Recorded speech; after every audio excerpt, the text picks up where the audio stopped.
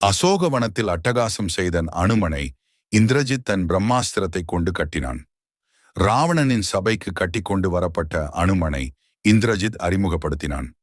அனுமனை பார்த்து, குரங்கின் உருவில் இருக்கும் இவ்வீரன் சிவபெருமானைப் போலவும் விஷ்ணுவைப் போலவும் வலிமை கொண்டவன் என்று கூறினான். ராவணன் அனுமனை பார்த்து, நீ யார்? எதற்காக இங்கு வந்துள்ளாய்? உன்னை இங்கு அனுப்பியவர் யார் என்று கேட்டான். அனுமன், நான் வில் வீரத்தில் சிறந்தவரான ராமனின் தூதுவன். ராமர் வேதங்களை நன்கு கற்றவர், அறிவில் சிறந்து விளங்குபவர், அறத்தை வளர்ப்பவர், தர்ம நெறியில் விளங்குபவர். அத்தகைய ராமனின் தூதன் நான். ராமனின் மனைவி சீதையை தேடி வாலியின் சகோதரனான சுக்ரீவனின் கட்டளைப்படி வாலியின் மகன் அங்கதன் தலைமையில் வந்துள்ளேன்.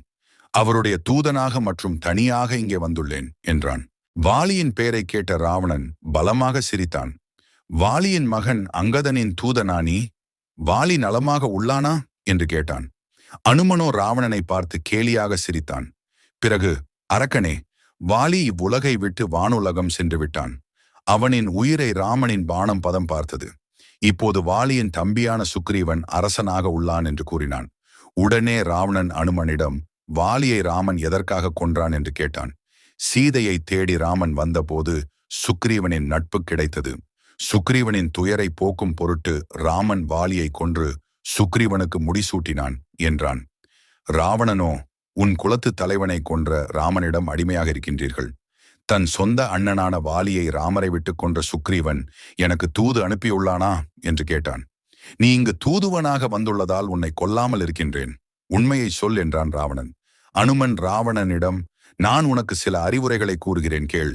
நான் உன்னை காண வேண்டும் என்பதற்காகத்தான் அசோகவனத்தையும் உன் அரக்கர்களையும் அழித்தேன். ஒருவனுக்கு ஒழுக்கம் உயிரினும் சிறந்தது. ஓர் அரசனாகிய நீ ஒழுக்கத்தை கடைபிடிக்காமல் இருக்கிறாய். பிறரின் மனைவியை விரும்புபவனுக்கு பழியும் பாவமும் வந்து சேரும். உனக்கோ பல மனைவிமார்கள் இருக்க நீ மற்றவர் மனைவியை விரும்புவது நியாயமா?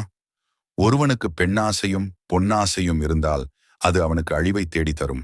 நீ சீதையை ராமனிடம் ஒப்படைத்து விட்டால் ராமன் உன் மீது சிறிதேனும் கருணை காட்ட வாய்ப்புள்ளது என்று கூறினான். ராவணன் இதனை கேட்டு பெரும் கோபம் கொண்டான். உடனே குரங்காகிய நீ எனக்கு அறிவுரை சொல்வதா? உன்னை இப்பொழுதே யமலோகத்திற்கு அனுப்புகிறேன் என்றான். தன் ஏவல் ஆட்களுக்கு இக்குரங்கை உடனே கொல்லுங்கள் என்று ஆணையிட்டான். உடனே அரக்கர்கள் அனுமனை சூழ்ந்து கொண்டனர். அப்போது அரசவையில் இருந்த ராவணனின் தம்பி விபீஷணன் எழுந்து, நில்லுங்கள் என்றான். விபீஷணன் ராவணனிடம், அண்ணா, உன் கோபம் உலக நீதிக்கு ஏற்றது அல்ல. உன் தவத்தின் பலனாய் இந்திரன் முதலிய தேவர்கள் உனக்கு பணிவிடை செய்கிறார்கள். இவன் ஒரு தூதுவன் என்று சொல்லியும் இவனை கொல்வது நம் குலத்திற்கு பாவமாகும். இத்தூதுவனை கொல்லாதே என்று தடுத்து நிறுத்தினான். ராவணன் விபீஷணனிடம், தம்பி, நல்லது செய்தாய். இல்லை என்றால் இக்குரங்கை கொன்று பாவம் செய்திருப்பேன் என்றான். ஆனால் இந்த வானரம் குற்றம் செய்துள்ளது. அதற்கு தண்டனை தர வேண்டும் என்று நினைத்தான். அதனால் இக்குரங்கின் வாலில் தீ மூட்டி இலங்கை நகரை சுற்றி வந்து பிறகு இந்நகரை விட்டு விரட்டியடியுங்கள் என்றான். அப்போது இந்திரஜித், இவன் பிரம்மாஸ்திரத்தால் பிணைக்கப்பட்டுள்ளான். அப்படி இருக்க இவன் மீது தீயிடக்கூடாது என்றான். உடனே அரக்கர்களிடம், இவனை கனமான கயிற்றை கொண்டு கட்டுங்கள் என்று சொல்லிவிட்டு தன்னால் பிணைக்கப்பட்ட பிரம்மாஸ்திரத்தை அவிழ்த்து விட்டான். அரக்கர்கள் அனுமனை கனமான கயிற்றை கொண்டு கட்டினார்கள். பிறகு அரக்கர்கள் இலங்கையில் அனைத்து கயிற்றையும் கொண்டு வந்து அனுமனின் வாலில் சுற்றினார்கள். பிறகு அனுமனை பார்த்து, இப்பொழுது உன் வீரம் என்ன ஆயிற்று என்று கேலி செய்தனர். சில அரக்கிகள் ஓடிப்போய் நடந்தவற்றை சீதையிடம் கூறினர். சீதை இதை கேட்டு மிகவும் வருந்தினாள். உடனே அவள், அக்னி தேவனே, இவ்வரக்கர்கள் அனுமனுக்கு இழைக்கும் கொடுமையைப் பார். நான் கற்புடைய பெண் என்றால் அக்னியே, நீ அனுமனை சுடக்கூடாது என்றாள். சீதையின் துன்பத்தைக் கண்டு அக்னி தேவனும் பயந்தான். அங்கு அரக்கர்கள் அனுமனின் வாலில் தீயை மூட்டினர். ஆனால் அத்தி அனுமனை சுடவில்லை. அனுமனுக்கு ஜில்லென்றிருந்தது. அப்போது அனுமன், அன்னை சீதை தான் நம்மை நெருப்பு சுடக்கூடாது என்று அக்னி தேவனை வேண்டியிருப்பாள் என்று நினைத்தான். பிறகு அனுமன் சீதை இருந்த திசையை பார்த்து தொழுதான். அரக்கர்கள் அனுமனை கயிற்றில் கட்டிக்கொண்டு இலங்கை முழுவதும் சுற்றினர். அப்பொழுது அனுமன் சரியான நேரம் பார்த்து வான் வெளியில் பறந்தான். அரக்கர்கள் செய்வதறியாது அக்கயிற்றில் தொங்கினர். அனுமன் ராமனை நினைத்து வீடுகள், மாளிகைகள், தெருக்கள் என அனைத்து இடங்களிலும் தீயை வைத்தான். அப்பொழுது இலங்கை நகரம் தீயின் ஒளியால் பிரகாசமாக எரிந்தது. நெருப்பின் புகையால் இலங்கை நகரம் இருண்டு காணப்பட்டது. சில அரக்கர்கள் நெருப்பிற்கு பயந்து கடலில் குதித்தனர். தீயினால் இலங்கை நகரம் அழிந்தது. இலங்கை தீயில் எரிவதை கண்ட ராவணன், இதற்கு யார் காரணம் என்று கேட்டான். அங்கு உயிர் பிழைத்து வந்த அரக்கர்கள், குரங்கின் வாலில் நாம் இட்ட தீதான் இலங்கை நகரம் எரிவதற்கு காரணம் என்றனர்.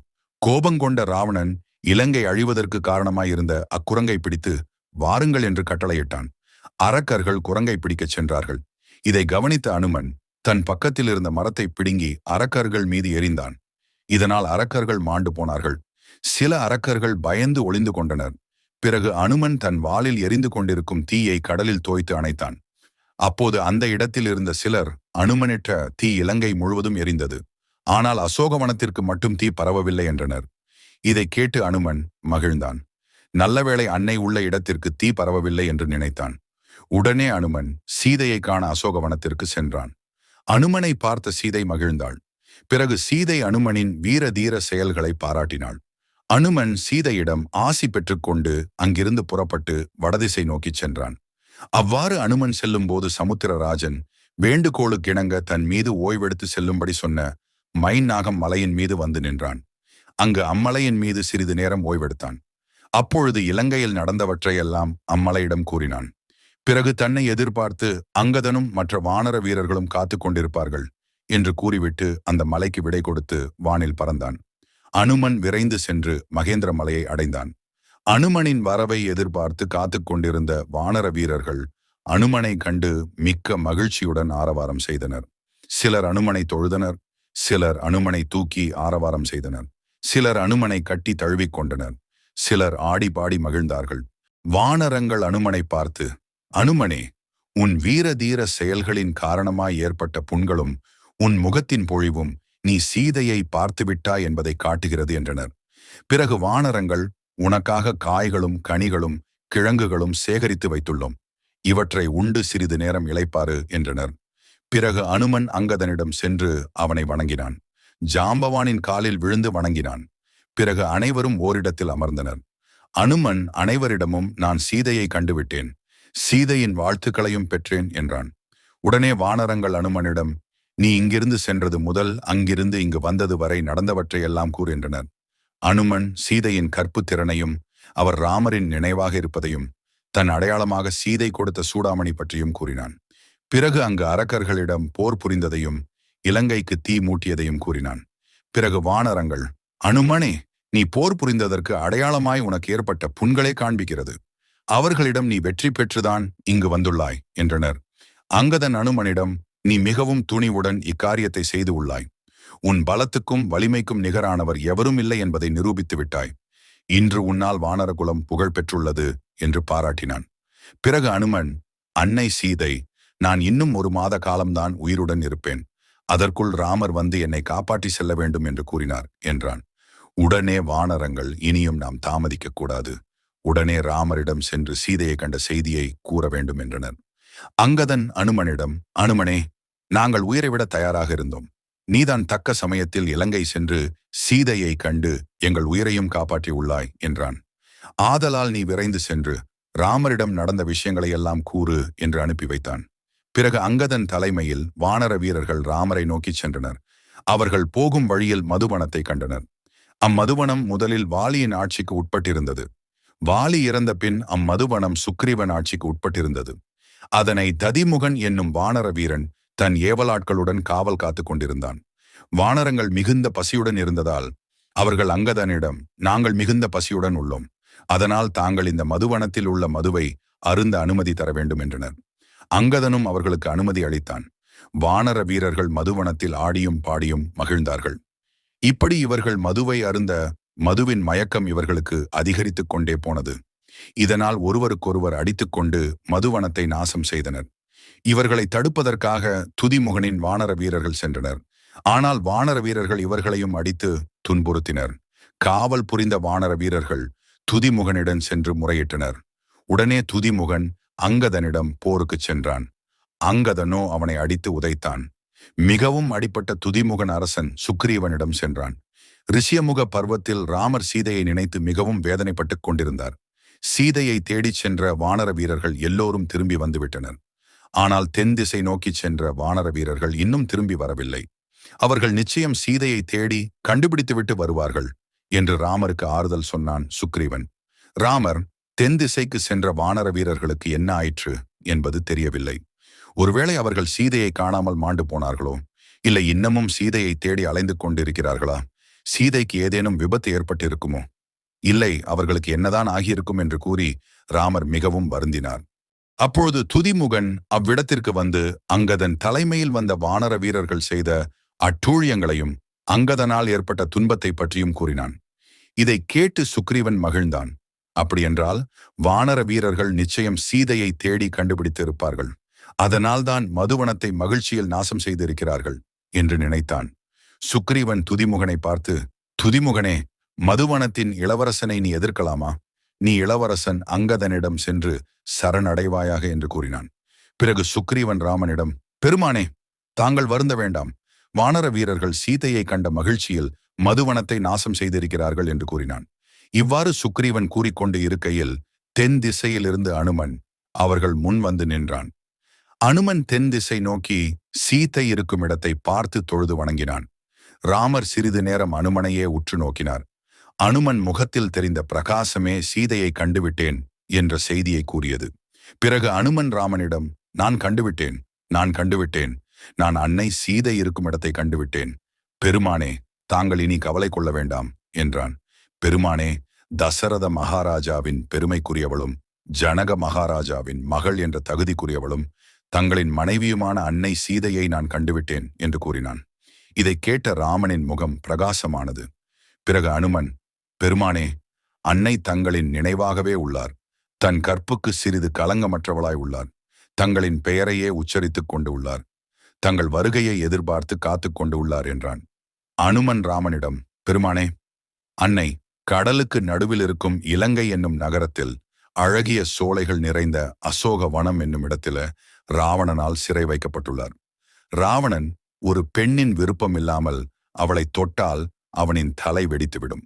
இது பிரம்மன் அவனுக்கு கொடுத்த சாபமாகும். இச்சாபத்திற்கு அஞ்சி அவன் அன்னை சீதையை தீண்டாமல் சிறை வைத்திருக்கிறான் என்றான்.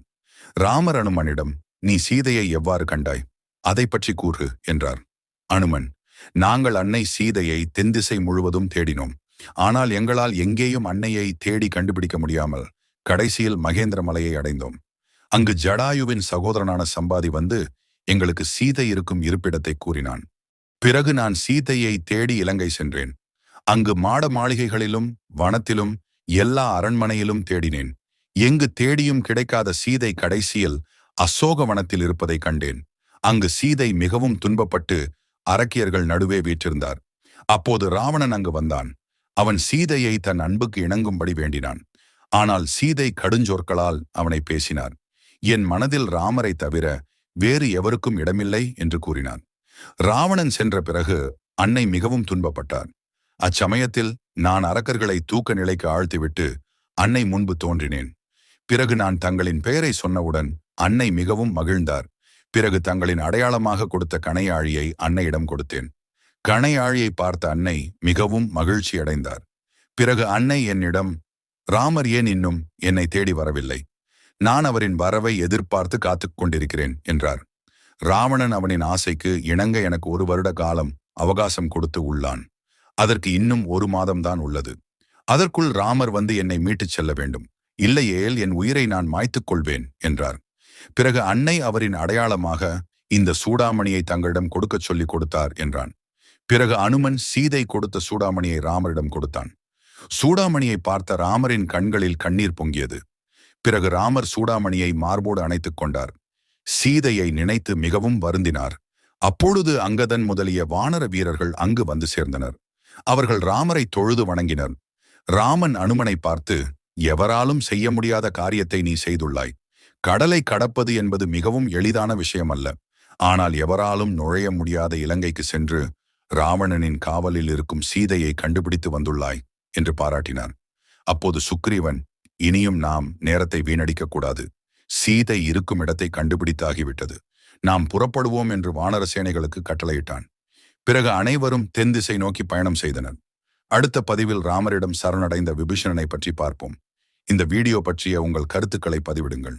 மறக்காமல் ஜெய் ஹனுமான் என்று பதிவிடுங்கள்.